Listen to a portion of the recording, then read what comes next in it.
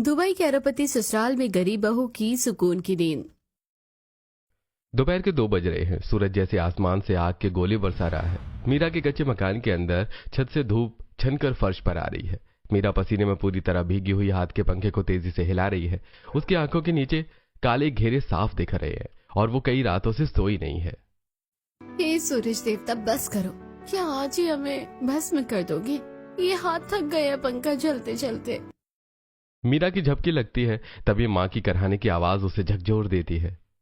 मेरा बेटा गला सूख रहा है, थोड़ा पानी। हाँ माँ, आई माँ, तू फिक्र मत कर, मैं अभी पानी पिलाती हूँ। मीरा घड़े के पास भागती है, उसे उल्टा करती है। खाली घड़े से सिर्फ 2 बूंद टपकती हैं। नहीं, अब क्या करूँ? प्यास से माँ का दम निकल जाएगा और बाहर तो साक्षात मौत बरस रही है। पानी बेटा। माँ, तू आंखें मत मूंदना। देख, मैं अभी भाग के जा रही हूँ सरकारी नल पे। बस 5 मिनट, मैं ठंडा मीठा पानी लेकर आती हूँ। मीरा नंगे पैर सड़क पर दौड़ रही है। उसके पैर जल रहे हैं। सरकारी नल पर औरतों का शोर और गाली गलौज चरम पर है। पीछे हट कलमुही, पहले मेरी बाल्टी भरेगी। हटा अपनी बाल्टी, 2 घंटे से खड़ी हूँ या धूप में। मीरा अपनी बारी आते ही अपनी बाल्टी नल के नीचे लगाती है। ये क्या? ये पानी है या खौलता हुआ तेजाब? कोई तो रहम करो, इस पानी से तो चेहरा चल जाएगा। मीरा जलता हुआ पानी लेकर लड़खड़ाते कदमों से लौट रही है। तभी चचेरा भाई शराब के नशे में झूमता हुआ सामने आता है। तो हमारी महारानी साहिबा पानी ढो रही है। ला देखूं तो कितना कीमती पानी है इसमें। वो जानबूझकर बाल्टी में लात मारता है। बोलू के लात मारते ही बाल्टी लुढ़क जाती है और मीरा के घुटने जलती हुई सड़क पर रगड़ खा जाते हैं। उसके घुटनों से खून गिरने लगता है। भीख मांगने का ये नया तरीका निकाला है। घुटनों पर आकर तो बड़ी अच्छी लग रही है तू। भैया, ये पानी माँ के लिए था, वो प्यास से मर रही है। क्या आपको जरा भी रहम नहीं आता? क्या हम इंसान नहीं है? रहम की बातें मत कर। तू और तेरी माँ हमारे टुकड़ों पर पल रही हो और हमें ही ज्ञान दे रही हो। चल निकल यहाँ से। मीरा कांपते हाथों से अपनी खाली बाल्टी उठाती है। अपनी टूटी चप्पल को पैरों की उंगलियों में फंसाकर घसीटते हुए चलने की कोशिश करती है। नहीं मीरा, गिरना मत, माँ इंतजार कर रही है। सूरज देवता, आज ही सारा हिसाब बराबर करोगे क्या? एक तो घर में पंखा नहीं, ऊपर से बिजली कटी है और ये रास्ता है कि खत्म ही नहीं हो रहा। दोपहर की लू किसी चाबुक की तरह मीरा के चेहरे पर पड़ रही है। भूख और पानी की कमी की वजह से उसे सामने की सड़क हिलती हुई दिखाई दे रही है। आंखों के आगे अंधेरा छा रहा है। नींद का झोंका उसे बार बार पीछे खींच रहा है। हे भगवान, आंखें जैसी भारी हो रही है। बस मन कर रहा है कि इसी जल्दी सड़क पर लेट जाऊं और सो जाऊं। पर इस बदनसीब के नसीब में नींद कहाँ? अगर मैं सो गई तो मेरी माँ प्यासी मर जाएगी। उसे सड़क पर पानी का भ्रम होता है। वो उसे पकड़ने के लिए झपटती है और फिर से औंधे मुंह गिर जाती है। छिले हुए घुटनों से ताजा खून बहने लगता है और घर की ओर वो बढ़ती है। बस माँ, थोड़ी देर और, बस थोड़ा सा रास्ता। माँ इंतजार कर रही होगी। मीरा घर पहुंचती है। माँ को पानी पिलाने के बाद मीरा फूकनी से चूल्हे में फूंक मार रही है। धुआं उसकी आंखों में घुस रहा है, जिससे उसकी पहले से लाल आंखें और भी जलने लगी हैं। हे भगवान, गरीब के घर में जब चूल्हा जलता है तो पेट की आग तो बुझती है, लेकिन ये शरीर झुलस जाता है। काश इस दुनिया में कोई कोना ऐसा होता जहाँ बस थोड़ी सी ठंडक होती, बस थोड़ी सी। ये आंखें झपकी जा रही है, नींद का ऐसा रेला आ रहा है कि बस यहीं गिर जाऊं। रोटी बनाते बनाते मीरा का सिर चूल्हे की ओर झुक जाता है। उसे इतनी तेज नींद आ रही है कि उसे होश नहीं रहता कि उसका हाथ जलती आंच के कितने करीब है। तभी माँ की करहाने की आवाज उसे फिर से झकझोर देती है। गरीब के नसीब में चैन की नींद तो मौत के बाद ही लिखी है शायद। यहाँ तो पलक झपकना भी गुनाह है। जैसे तैसे रोटियां बनाकर शाम ढलती है, लेकिन रात के नाम पर सिर्फ अंधेरा मिलता है। उमस इतनी कि दीवारों से आग निकल रही है। बिजली न होने की वजह से मच्छरों का झुंड मीरा और उसकी माँ पर हमला कर देता है। बेटा मीरा, तू सो जा थोड़ी देर। तू दिन भर से भाग दौड़ कर रही है, थक गई होगी। सो जा मेरी बच्ची। माँ, नींद कहाँ आती है ऐसी गर्मी वाली रातों में? ऐसा लगता है जैसे ये जलती हुई दीवारें हमें निगल जाएगी। शरीर टूट रहा है, आंखें मूंद रही है, पर इस गर्मी और मच्छरों ने तो जैसे चैन से मरने का हक भी छीन लिया है। माँ, बस दुआ करो कि कल सुबह या तो हम जिंदा ना बचे या फिर ये गर्मी थोड़ी कम हो जाए। रात भर मीरा और उसकी माँ गर्मी और मच्छरों से लड़ते हुए करवटें बदलती रही। सुबह की पहली किरण अभी खिड़की से झांक ही रही थी। रात भर की उमस के बाद सुबह के 5 बजे मीरा की आंख अभी लगी ही थी कि दरवाजे पर जोर जोर से लातें पड़ने लगती हैं। चाचा पुनीत नशे में धुत होकर आए हैं। उनके हाथ में शराब की बोतल है। वो लात मारकर दरवाजा खोलते हैं। चाची कांति पीछे खड़ी मीरा का सामान बाहर फेंकने लगती है। ओए, उठ रे मुफ्तखोरो, पहचान के नहीं साले तो माँ बैठी, निकलो यहाँ से, बहुत देर हो गए मुफ्त की रोटियां तोड़ते हुए। चाचा जी रहम करो, अभी तो धूप भी बहुत तेज है, माँ को बहुत तेज बुखार है, वो खांस रही है, हम इस हालत में उन्हें लेकर कहाँ जाएंगे। रहम रहम क्या हलवे में डाल के खाएंगे? तेरे बाप ने जो कर्जा लिया था उसके बदले ही कमरा आज से हमारा हुआ। चलो और फुट यहाँ से। पुनीत भाई, अपनी इस बीमार बहन को कहाँ भेजोगे इस तपती धूप में? थोड़ा तो कलेजा पसीने दो। जहाँ मर्जी जाओ, मर जाओ या भीख मांगो, हमें मतलब नहीं। चल मीरा उठ, अपनी इस बीमार माँ को और बाहर निकाल। चल चल निकल, वरना घसीट कर बाहर फेंक दूंगा। चाची ने मीरा और निर्मला जी को धक्के देकर बाहर निकाला और पीछे से दरवाजा जोर से बंद कर दिया। बाहर निकलते ही गर्म हवा के थपेड़ों ने उनका स्वागत किया। जमीन से भाप उठ रही थी और लू के झोंके उनके चेहरों को झुलसा रहे थे। मीरा के घुटने छिले हुए थे। माँ का शरीर बुखार से तप रहा था, पर उनके पास सिर छुपाने की अब कोई जगह नहीं थी। मेरा बेटा, मुझे यहीं छोड़ दे। मेरी वजह से तू भी इस आग में जल रही है। अगर तू मेरे संग लगी रही तो तेरी जिंदगी भी नरक हो जाएगी। मैं अब और नहीं चल पाऊंगी। तू आगे निकल जा मेरी बच्ची। नहीं माँ, ये कैसी बातें कर रही हैं? जिस माँ बाप ने उंगली पकड़कर चलना सिखाया, पाल पोस कर बड़ा किया, उन्हें मैं ऐसे बीच सड़क पर अकेला कैसे छोड़ दूं?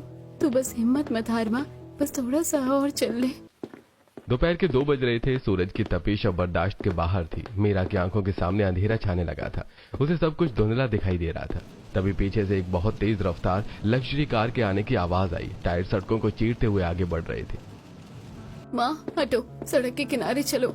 मीरा ने भागने की कोशिश की, लेकिन निर्मला जी की कमजोरी और उनके लड़खड़ाते पैरों ने साथ नहीं दिया। माँ का पैर फिसला और वो सीधे उस तेज रफ्तार गाड़ी की चपेट में आ गई। एक जोरदार टक्कर हुई और निर्मला जी हवा में उछलकर सड़क की दूसरी तरफ जा गिरी। माँ नहीं, कोई बचा, मेरी माँ को बचा। गाड़ी के टायर घिसटने की तीखी आवाज, स्क्रीचिंग साउंड गूंजी और कार कुछ दूरी पर जाकर रुकी। मीरा पागलों की तरह दौड़कर माँ के पास पहुंची, जो खून से लथपथ जमीन पर पड़ी हुई थी। माँ नहीं, कोई बचाओ, मेरी माँ को बचा, कोई है यहाँ, मेरी माँ को देखिए। गाड़ी का दरवाजा खुला और एक लंबा प्रभावशाली नौजवान बाहर निकला। आर्यन। उसके चेहरे पर घबराहट साफ दिख रही थी। वो दौड़कर मीरा और उसकी माँ के पास पहुंचा। मीरा अपनी माँ का सिर अपनी गोद में लेकर पागलों की तरह रो रही थी। आई एम सॉरी, मैंने अचानक ब्रेक मारा था, पर तुम लोग ठीक हो? माँ को क्या हुआ? ठीक? क्या खाक ठीक होंगे साहब? अमीर लोग सड़कों पर गाड़ी नहीं चलाते, हम गरीबों की किस्मत पर टायर चढ़ाते हैं। देखिए मेरी माँ को, उनकी सांसें उखड़ रही हैं। मेरी माँ को बचा लो साहब, प्लीज बचा लो। आर्यन की नजर मीरा की हालत पर पड़ी। पसीने में भीगा चेहरा, धूप से सूजी हुई आंखें और उसके हाथों पैरों पर पड़े वो दर्दनाक छाले। उसकी बेबसी देखकर आर्यन का कलेजा कांप गया। निर्मला जी ने बहुत मुश्किल से अपनी आंखें खोली और कांपते हाथों से आर्यन का हाथ पकड़ा और उसे मीरा के हाथ पर रख दिया। साहब, मेरी बच्ची, इसका कोई नहीं, इसे संभाल। और बस निर्मला जी की गर्दन एक तरफ लुढ़क गई। मीरा का इकलौता सहारा उस तपती सड़क ने हमेशा के लिए छीन लिया। नहीं माँ, तू मुझे ऐसे छोड़ के नहीं जा सकती। मेरा इकलौता सहारा भी छीन लिया। तुम्हारी वजह से मेरी माँ मर गई साहब। मेरी माँ ही बची थी इस दुनिया में, तुमने उसे भी मार डाला। रो मत मीरा, तुम्हारी माँ चली गई, पर वो तुम्हें मेरी जिम्मेदारी सौंप गई है। जब तक मैं जिंदा हूँ, मैं तुम्हें कभी परेशान नहीं होने दूंगा। आज से तुम्हारी हिफाजत मेरा फर्ज है। फिर आर्यन और मीरा निर्मला जी का अंतिम संस्कार करके आर्यन मीरा को लेकर अपने बंगले पर पहुंचता है। मीरा सदमे में है, वो बिल्कुल बेसुध है। आर्यन उसे सहारा देकर अंदर ले जाता है। मीरा, तुम यहाँ सोफे पर बैठो, मैं तुम्हारे लिए पानी लेकर आता हूँ और डॉक्टर को फोन करता हूँ। घबराना मत, ये तुम्हारा ही घर है। आर्यन किचन की तरफ जाता है, लेकिन जब वो पानी लेकर वापस लौटता है तो जो नजारा देखता है उसे देखकर उसके कदम वहीं रुक जाते हैं। कमरे में दादी पद्मिनी जी लेटी हुई हैं। उन्हें बुखार है और वो कोमा जैसी स्थिति से अभी अभी बाहर आई हैं। बेसुध मीरा, जिसे खुद होश नहीं था, वो दादी के पास बैठी है और एक गीला कपड़ा उनके माथे पर रख रही है। हैरान हूं, जिसे खुद सहारे की जरूरत है वो दादी की देखभाल कर रही है। आज तक मेरी भाभीियों ने दादी के सिर पर हाथ नहीं रखा, और ये लड़की। अरे बेटा, तू आ गया। हाँ दादी, मैं यही हूँ। आप कैसी हैं? आर्यन, तू इधर आ। ये बच्ची कौन है आर्यन? कितनी प्यारी है। इसके हाथों के स्पर्श में बहुत सुकून है। इसके स्पर्श में ऐसी ठंडक है कि मेरा बुखार जैसे आधा उतर गया। दादी, ये मीरा है। सड़क पर एक हादसा हो गया था। इसकी माँ अब दुनिया में नहीं रही। मरते वक्त इन्होंने इसका हाथ मेरे हाथ में थमा दिया था। हे भगवान, इतना बड़ा अनर्थ। बेटा, अब इस बच्ची की पूरी जिम्मेदारी तुझे ही लेनी होगी। बेटे, तेरा नाम क्या है? तेरे माता पिता कौन थे? दादी माँ, मेरा नाम मीरा है। मेरी माँ का नाम निर्मला था और मेरे पिता ने बहुत कर्जा लिया था और चाचा चाची ने हमें घर से निकाल दिया। माँ धूप और प्यास सह नहीं पाई। क्या कहा? निर्मला? निर्मला की बेटी है तू? अरे वो तो मेरी बचपन की सबसे प्यारी सहेली कजरी की बहू थी। हम एक ही गांव में साथ खेले बड़े थे। क्या हुआ उसे और उसके परिवार का ये हाल कैसे हुआ?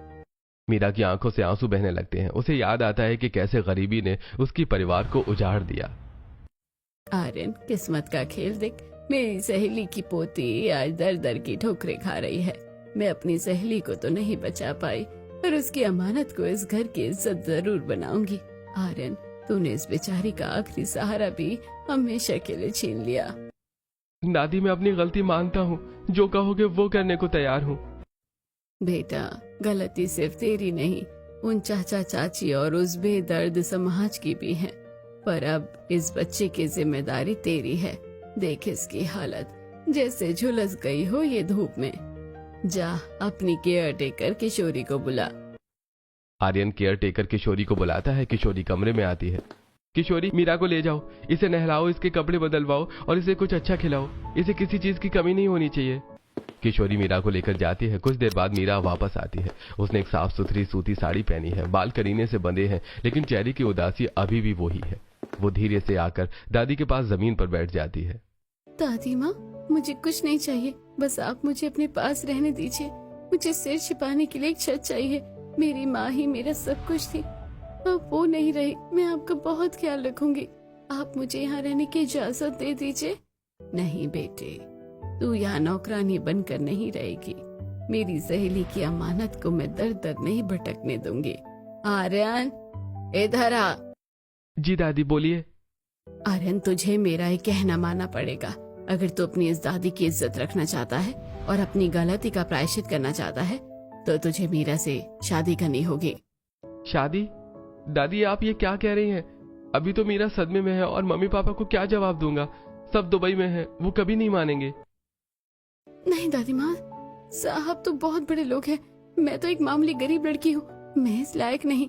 चुप हो जा मीरा, ये कोई एहसान नहीं है। निर्मला ने मरते वक्त तेरा हाथ आर्यन के हाथ में थमाया था। वो एक वचन था। और आर्यन, तू सुन ले, अगर तूने शादी नहीं की तो ये दादी आज के बाद दवा को हाथ तक नहीं लगाएगी। लेकिन दादी, मम्मी को कौन समझाएगा? पापा को क्या जवाब दूंगा? सब लोग दुबई में हैं, वो एक पल में इस रिश्ते को ठुकरा देंगे। सबको मैं देख लूंगी, तू बस इससे शादी कर ले। बाकी दुनिया से भिड़ने के लिए तेरी ये दादी अभी जिंदा है। दादी, आप जिद मत कीजिए, पर ठीक है, अगर आपकी खुशी इसी में है तो मुझे मंजूर है। दादी की जिद के आगे आर्यन को झुकना पड़ा। जल्दबाजी में कोर्ट मैरिज की औपचारिकताएं पूरी की गईं। मीरा के पास सोचने का वक्त भी नहीं था। उसकी उजड़ी हुई जिंदगी को अचानक एक नाम मिल गया था। चलो मीरा बेटा, चलो आर्यन, अब हम अपने घर चलते हैं। दादी माँ, हमारा घर कहाँ है? क्या वो यहाँ से बहुत दूर है? मीरा, हमारा घर दुबई में है, हमें समंदर पार जाना होगा। दुबई? पर साहब, मेरे पास तो वो पासपोर्ट भी नहीं है जो बड़े लोगों के पास होता है। मैं कैसे जाऊंगी? फिक्र मत करो, हमारे पास अपना प्राइवेट जेट है। हम किसी लाइन में लगने की जरूरत नहीं है। जिस लड़की ने कभी अपने गांव की सरहद पार नहीं की थी, आज वो हजारों फीट ऊपर बादलों के बीच उड़ रही थी। आलीशान प्राइवेट जेट के अंदर की ठंडी हवा मीरा के शरीर को छू रही थी। वो शरीर जो कल तक सूरज की लू और थपेड़ों को सहने का आदी था। हे भगवान, क्या मैं सच में बादलों के ऊपर हूँ? ऐसा लग रहा है कि जैसे मैं स्वर्ग में जा रही हूँ। कहीं ये कोई सपना तो नहीं? अभी आँख खुलेगी और वही चिलचिलाती धूप सामने होगी। एयर होस्टेस आती है और एक चमकते हुए कांच के गिलास में ताजा जूस मीरा के सामने रखती है। मीरा उस गिलास को छूने से भी डर रही है। गिर तो नहीं जाएगा? इतना साफ कांच है कि इसमें मेरा चेहरा दिख रहा है। घबराओ मत मीरा, तुम सुरक्षित हो। दादी और मैं तुम्हारे साथ हैं। साहब, क्या वहाँ दुबई में भी इतनी ही गर्मी होती है? क्या वहाँ भी औरतों को पानी के एक एक घड़े के लिए सरकारी नल पर लड़ना पड़ता है? वहाँ गर्मी तो है मीरा, लेकिन तुम्हारे लिए वहाँ सिर्फ ठंडक होगी। वहाँ पानी की कमी नहीं, पानी की बौछारें तुम्हारा इंतजार कर रही हैं। जैसे जेट दुबई की जमीन पर उतरा, बाहर की चकाचौंध देखकर मीरा की आंखें फटी की फटी रह गईं। मीरा, बाहर कदम रखो, अब तुम्हारी पुरानी जिंदगी का अंत हो गया है और एक नई दुनिया की शुरुआत। दुबई एयरपोर्ट के वीआईपी एग्जिट पर एक लंबी काली और चमकदार रोल्स रॉयस खड़ी है। ड्राइवर हुसैन ने सफेद दस्ताने पहनकर झुकते हुए कार का दरवाजा खोला। मीरा सहम कर पीछे हट गई। उसे लगा जैसे ये कोई कांच का खिलौना है जो उसके छूने से टूट जाएगा। साहब, इतनी बड़ी और चमकती गाड़ी? हमारे गांव के सरपंच की जीप तो इसके सामने धूल जैसी लग रही है। क्या मैं सच में इसमें बैठूंगी? हाँ मीरा, अब से तुम्हारी हर सवारी ऐसी ही होगी। आओ अंदर बैठो। मीरा जैसे ही मखमली सीट पर बैठी, उसे एक सुकून भरा एहसास हुआ। उसने धीरे से अपने उन हाथों से सीट को छुआ जिन पर धूप के छाले थे। हैरानी की बात यह थी कि उन छालों का दर्द अब चुभ नहीं रहा था। मखमल की कोमलता उन्हें सहला रही थी। साहब, हमारे गांव के मंदिरों में भी इतनी सफाई नहीं होती जितनी आपकी गाड़ी के अंदर है। यहाँ तो मिट्टी का एक भी कण भी नहीं है। ये सपना तो नहीं है? ये सपना नहीं, हकीकत है मीरा। देखो, दर्द हुआ ना, इसका मतलब तुम जाग रही हो। हाँ बेटा, ये सच है। आर्यन ने गलती की थी तो अब उसे प्रायश्चित तो करना ही होगा। अब तुम इस घर की लक्ष्मी हो। गाड़ी एक बहुत बड़े सोने के नक्काशीदार दरवाजे के सामने रुकती है। ये घर नहीं, एक विशाल महल था। जैसे मीरा कार से उतरी, उसकी आंखें फटी की फटी रह गई। घर के बाहर सास विनीता, ससुर आलोकनाथ, जेठानी रश्मि और नंद निधि, पूरा परिवार खड़ा था। आर्यन, ये सब क्या है? तुम लोग तो अगले महीने आने वाले थे अचानक, और ये फटे पुराने कपड़ों वाली लड़की कौन है जिसे तुम अपने साथ लेकर आए हो? ओह माय गॉड, इसके पैरों की हालत देखो और ये बदबू। आर्यन, क्या तुम किसी अनाथालय से इसे उठा कर लाए हो? बस विनीता, रश्मि, अपनी जुबान को लगाम दो। ये इस घर की छोटी बहू है, मीरा, आर्यन की पत्नी। अभी सब लोग अपने अपने कमरे में जाओ, मुझे आराम करना है। बाकी बातें बाद में होगी।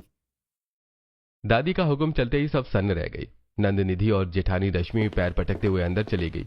आर्यन मीरा को लेकर उसके कमरे में जाता है। कमरा पूरी तरह अंधेरे में डूबा हुआ है। मीरा दरवाजे पर ही रुक जाती है। आर्यन साहब, यहाँ तो बहुत अंधेरा है। क्या यहाँ दुबई में भी बिजली कट जाती है गांव की तरह? यहाँ भी अंधेरे में ही सोना पड़ेगा क्या? बस 2 सेकंड रुको मीरा। जैसे ही मीरा ने अंधेरा शब्द बोला, घर के वॉइस सेंसर्स एक्टिवेट हो गए। अचानक छत पर लगे विशाल झूमर एक एक करके जलने लगे। दीवारों लगी नीली एलईडी लाइट्स चमक उठी। तभी जादुई तरीके से रेशमी पर्दे अपने आप किनारे हट गए और सामने कांच का विशाल दीवार से बुर्ज खलीफा और दुबई की चकाचौंध दिखने लगी। हे भगवान, ये क्या हुआ? अपने आप लाइटें चल गई, पर्दे भी अपने आप हिल रहे हैं। इसे बिजली कटना नहीं, स्मार्ट होम कहते हैं मीरा। इस घर में सेंसर्स लगे हैं जो तुम्हारी आवाज और हरकत से काम करते हैं। ये सब मशीनें हैं, कोई जादू नहीं है। आर्यन उसे वॉशरूम की तरफ ले जाता है। मीरा जैसे ही अंदर कदम रखती है, उसकी चीख निकल जाती है। साहब, ये सब तो सुनहरे सुनहरे हैं। साहब, क्या इनकी पॉलिश नहीं उतर जाएगी अगर मैं इन्हें पानी से छूऊंगी? अरे ये सब नल शावर सब सोने का है, गोल्ड का। क्या ये असली सोना है? हाँ बिल्कुल असली, 18 कैरेट गोल्ड। अब तुम फ्रेश हो जाओ, मैं बाहर ही हूँ। मीरा बाथरूम का दरवाजा बंद करती है और उसने जैसे ही नल के पास हाथ किया, बिना छुए पानी अपने आप बहने लगा। पानी के साथ साथ पूरे वॉशरूम में मोगरे और गुलाब की खुशबू फैल गई। साहब, ये पानी है या इत्र? हमारे सरकारी नल से तो काई की गंदी बदबू आती थी और यहाँ तो खुशबू बरस रही है। अरे मीरा, ये सोना असली है और यहाँ पानी टैंकर से नहीं, खास फिल्टर से आता है जिसमें खुशबू मिलाई जाती है। अब तुम अच्छे से फ्रेश हो जाओ। वॉशरूम से फ्रेश होकर मीरा जैसे ही कमरे में आई, उनकी नजर विशाल बिस्तर पर पड़ी। वो डरते डरते उस पर बैठी। बिस्तर इतना मुलायम था कि मीरा का आधा शरीर अंदर धंस गया। हे भगवान, ये बिस्तर है या रूही का फाहा? गांव में तो खटिया की रस्सियां पीठ में चुभती थी और यहाँ तो ऐसा लग रहा है जैसे मैं बादलों में बैठी हूँ। मीरा जैसे बिस्तर पर सीधी हुई, उसकी नजर सामने वाली दीवार पर पड़ी। कमरे की लाइटें धीमी हो गईं और अचानक सामने वाली पूरी दीवार नीले पानी से भर गई। विशाल मछलियां और छोटी शार्क तैरती हुई मीरा की ओर आने लगी। एक इलेक्ट्रिक मछली कांच के बिल्कुल पास आकर चमकी। बचाओ बचाओ साहब, जल्दी आओ, समंदर घर के अंदर घुस आया है, ये मछलियां हमें खा जाएंगी, भागो साहब। अरे डरो मत मीरा, शांत हो जाओ, ये समंदर नहीं है, ये एक बड़ा सा एक्वेरियम है। देखो ये कांच लगा हुआ है, मछलियां बाहर नहीं आ सकती। कांच? पर साहब ये तो बिल्कुल असली लग रहा है। और ये मछलियां, ये जल कैसे रही हैं? इसमें रोशनी कहाँ से आई? इन्हें इलेक्ट्रिक फिश कहते हैं मीरा। जब तुम रात को सोओगी तो ये मछलियां अपनी रोशनी से कमरे को रोशन रखेंगी। यहाँ बल्ब की जरूरत नहीं पड़ती। मीरा चलो, अब सब लोग नीचे डाइनिंग टेबल पर इंतजार कर रहे हैं, सबके साथ मिलकर खाना खाते हैं। नहीं साहब, मुझे बहुत अजीब लग रहा है। आपकी जेठानी और ननद जी मुझे देखेंगी तो फिर से ताने मारेंगी। मैं उनके सामने हाथ से खाना खाऊंगी तो वो मेरा मजाक उड़ाएगी। मुझे यही रहने दीजिए। ठीक है मीरा, मैं समझ सकता हूँ, तुम परेशान मत हो। मैं यही तुम्हारे कमरे में खाना मंगवा देता हूँ। मैं वेटर को बोल देता हूँ। आर्यन एक बटन दबाता है, कुछ ही देर में दरवाजा अपने आप खुलता है और एक चमकदार सिल्वर रोबोट पहियों पर चलता हुआ अंदर आता है। उसके हाथ में एक डिजिटल स्क्रीन है और सिर पर नीली लाइटें जल रही हैं। Good evening ma'am. Yes madam, आप आज रात खाने में क्या पसंद करेंगी? इटालियन, चाइनीज या इंडियन? आर्यन साहब, ये कौन है? इसके सर पर नीली आंखें जल रही हैं और ये आदमियों की तरह बोल रहा है। क्या ये कोई भूत वूत है क्या? अरे नहीं, ये भूत नहीं, रोबोट है। ये इस घर का वेटर है। जो तुम बोलोगी ये वही खाना ला कर देगा। मुझे बस सादा खाना चाहिए। 2 रोटी और थोड़ी सब्जी मिल जाए वही बहुत है। ओके मैम, आपके लिए ताज़ा चपाती, फ्राइड पोटैटो और दाल सुल्तानी तैयार की जा रही है। कुछ ही देर में रोबोट सोने की नक्काशीदार थाली लेकर आता है। मीरा उन बर्तनों को देखकर दंग रह जाती है। वो अपनी उंगली से उन नक्काशियों को छूकर देखती है। साहब ये बर्तन, ये तो सोने की तरह चमक रहे हैं। क्या सच में ये सोने के हैं? हाँ मीरा, ये सारे बर्तन शुद्ध सोने से बने हैं। यहाँ तक कि हमारे यहाँ जो चाय भी पी जाती है उस पर भी सोने का वर्क होता है। हमारे यहाँ का रहन सहन ऐसा ही है। अब तुम ये खाना खाओ और सो जाओ। मीरा ने भरपेट खाना खाया। पहली बार उसका पेट भरा था और मन शांत था। जैसे ही वो उस मखमली बिस्तर पर लेटी, कमरे का तापमान सेंट्रल एसी की वजह से बिल्कुल ठंडा हो गया। माँ, देख रही हो, आज तेरी मीरा को पहली बार सुकून की नींद आ रही है। न गर्मी, न मच्छर, न शोर, बस ये नीली मछलियाँ और ये ठंडक। काश माँ तू भी यहाँ होती। आज तेरी मीरा को पहली बार सुकून की नींद आ रही है। एक्वेरियम की नीली रोशनी और एसी की ठंडक के बीच मीरा पहली बार बिना किसी डर और प्यास के गहरी नींद में सो गई। अगली सुबह जब मीरा की आंख खुली तो उसे एहसास ही नहीं हुआ कि सुबह हो गई है, क्योंकि कमरे में अब भी वही ठंडक और शांति थी। वो तैयार होकर कमरे से बाहर निकली। बगल में ही दादी पद्मिनी जी का कमरा था। कमरा आधुनिक मशीनों से भरा हुआ था। दादी माँ प्रणाम। अरे बेटा, तू आ गई, आ मेरे पास बैठ। दादी माँ, आप अब कैसा महसूस कर रही हैं? ये मशीनें, इनसे आपको डर नहीं लगता? नहीं बेटा, अब तो आदत हो गई है। पर सच कहूँ तो तेरे आने के बाद इस कमरे से दवाइयों की कड़वी गंध चली गई। दादी माँ, मैं तो एक मामूली लड़की हूँ। ये सब आपकी और आर्यन साहब की बदौलत है। ये हज में जिंदा हूँ और यहाँ पर हूँ। मीरा दादी के पास बैठी उनके हाथ दबा रही है। तभी कमरे के बाहर खट खट खट की आवाज गूंजती है। माया ऊंची हिल्स पहने, चेहरे पर भारी मेकअप और हाथ में एक बेहद कीमती ब्रांडेड बैग लिए कमरे में दाखिल होती है। उफ, ये कमरे में कैसे अजीब सी गंध आ रही है। ऐसा लग रहा है जैसे कोई धूल मिट्टी वाला इंसान घर घुस आया हो। माया, ये कोई और नहीं, घर की छोटी बहू मीरा है। जरा तमीज से बात कर। बहू? दादी माँ, आप मजाक कर रही हैं? ये कचरा उठाने वाली लड़की हमारे खानदान का स्टेटस संभालेगी। इसे तो ठीक से खड़े होने की तमीज भी नहीं है। आर्यन पता नहीं इंडिया के किस कूड़ेदान से इसे उठाकर लेकर आया है। माया की बातें सुनकर माया का चेहरा उतर जाता है। वो मायूस होकर सिर झुका लेती है। माया, जुबान संभाल। मीरा, तू इसकी बातों का बुरा मत मान बेटा। तू जाकर अपने कमरे में आराम कर। मीरा मायूस होकर अपने कमरे में आती है। उसे अपनी माँ की याद सताने लगती है। वो ताजा हवा के लिए कमरे की बड़ी सी बालकनी का दरवाजा खोलकर बाहर निकलती है। बाहर निकलती रेगिस्तान की तेज धूप और गर्म हवा ने उसे घेर लिया। यहाँ भी वही आग बरस रही है। मुझे लगा था दुबई में सिर्फ ठंडक होगी, पर ये धूप तो गांव जैसी ही जालिम है। मीरा धूप की तपिश से कांपने लगती है। तभी आर्यन कमरे में आता और मीरा को बालकनी में परेशान देखकर चौंक जाता है। मीरा, क्या कर रही हो? तुम इस धूप में बाहर क्यों खड़ी हो? अरे पागल हो गई हो क्या? यहाँ का तापमान देखो, तुम झुलस जाओगी। साहब, यहाँ भी इतनी गर्मी है। मुझे लगा था यहाँ सब कुछ बदल गया है, पर ये सूरज तो यहाँ भी पीछा नहीं छोड़ रहा। अरे ये दुबई है मीरा, यहाँ बाहर रेगिस्तान है, पर इस गर्मी का इलाज भी हमारे पास है। चलो मैं तुम्हें एक ऐसी जगह ले चलता हूँ जहाँ तुम सब कुछ भूल जाओगी। आर्यन मीरा को घर के एक खास हिस्से में ले जाता है। अंदर चारों तरफ सफेद बर्फ की चादर बिछी है और ऊपर से रुई जैसे बर्फ के टुकड़े गिर रहे हैं। साहब ये क्या है? ये क्या घर के अंदर रुई गिर रही है? ये तो बहुत ठंडा है। इसे स्नो रूम कहते हैं मीरा। यहाँ का तापमान 0 से नीचे है। जब भी तुम्हें गर्मी लगे तुम यहाँ आकर बर्फ का आनंद ले सकती हो। देखो अब लग रही है गर्मी। मीरा उस बर्फ पर बैठ जाती है। ठंडी हवा और शांति की वजह से उसकी आंख लग जाती है। उसे वक्त का पता ही नहीं चलता। जब मीरा को नींद खुलती है वो अपने आलीशान कमरे में वापस आती है। सामने दीवार पर एक विशाल माइक्रो स्क्रीन लगी है। अरे ये कैसा शीशा है? इसमें तो बटन बने हुए हैं। जैसे मीरा स्क्रीन पर टच करती है स्क्रीन का रूप बदल जाता है। उसे आईने में अपना ही अक्स कभी स्टाइलिश गाउन में तो कभी लहंगे में दिखने लगता है। अचानक उसकी नजर एक रॉयल ब्लू साड़ी पर पड़ती है। ओह, ये नीली साड़ी तो बहुत सुंदर लग रही है। काश मैं इसे सच में पहन पाती। जैसे ही मीरा के मुंह से नीली साड़ी निकलता है पास ही खड़ा रोबोट वेटर हरकत में आता है। वो अलमारी से वही रॉयल ब्लू साड़ी निकालकर मीरा के सामने पेश कर देता है। बाप रे आर्यन साहब, ये रोबोट तो जादूगर है। इसने मेरे मन की बात कैसे सुन ली? आईने में जो देखा वो इसने लाकर मेरे हाथों में थमा दिया।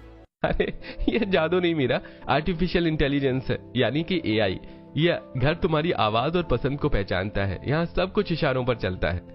जब मीरा वो रॉयल ब्लू साड़ी पहनकर और हल्का सा श्रृंगार करके कमरे से बाहर निकलती है तो आर्यन की नजरें उस पर ठहर जाती हैं।